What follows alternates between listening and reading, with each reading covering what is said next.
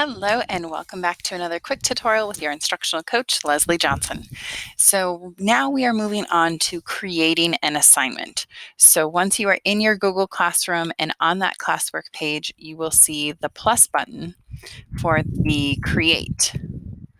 That's where we're going to click and you can create an assignment, a quiz assignment, a question, material. You can reuse a post, or you can create a topic. I'm just going to show you how to do an assignment for now. So I'm going to click on that first option, and then our entire window is taken up by said assignment. So I was taught to number my assignments. It's a visual cue to students to know what to do first and then next, and so on and so forth. And it helps keep things in order. I'm just giving this the random number of 900 because it's not a real assignment. Let's see, it's going to be test assignment. Now there's an option to leave instructions if you want to. You don't necessarily have to. You can add. That would be some kind of attachment, and that's not something that you can edit. If you're doing a Google Doc or something like that, you can click the create button, and then that automatically links the resource to your drive. So if you make any changes, that goes live as soon as you make those changes. I'm not going to do that right now. And then the more interesting part, I need to move myself over here because over here, video is flipped. We have who you can assign it to. So if you have many different periods of the same class, you might end up saying, okay, this is going to Google Classroom and test and the PLC and like period 1, 2, 3, 4.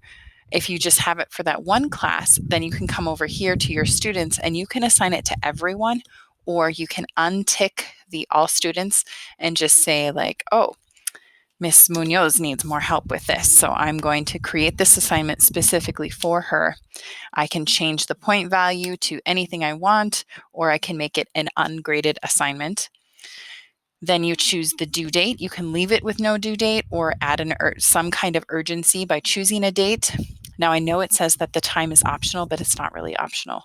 It will send your learners an email at 11:59, the day prior to when it's due, I believe.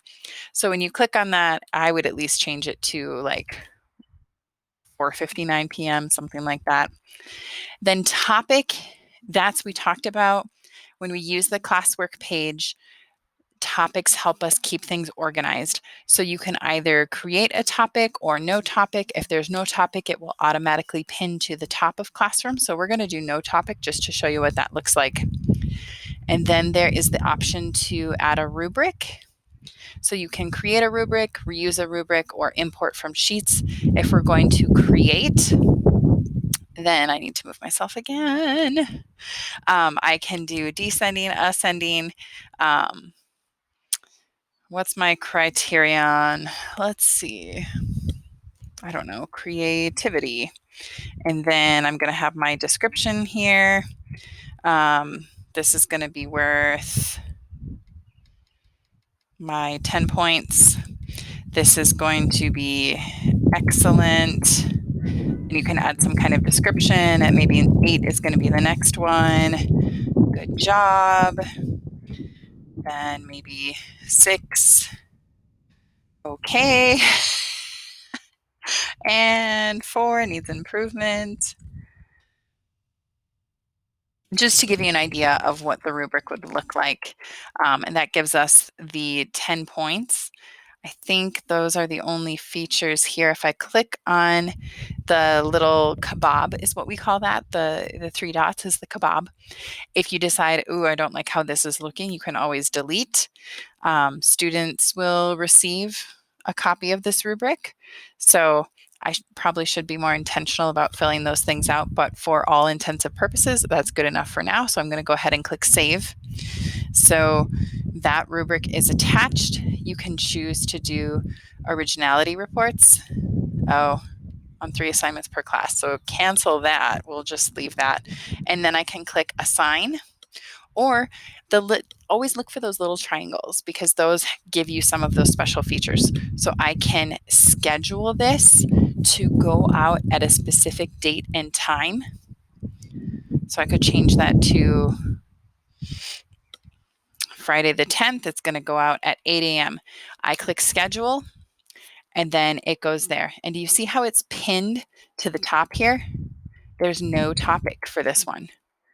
So if I'm looking at just week 6, I'm not going to see it. I would have to be in all topics. If I don't like the way that looks, go to the kebab.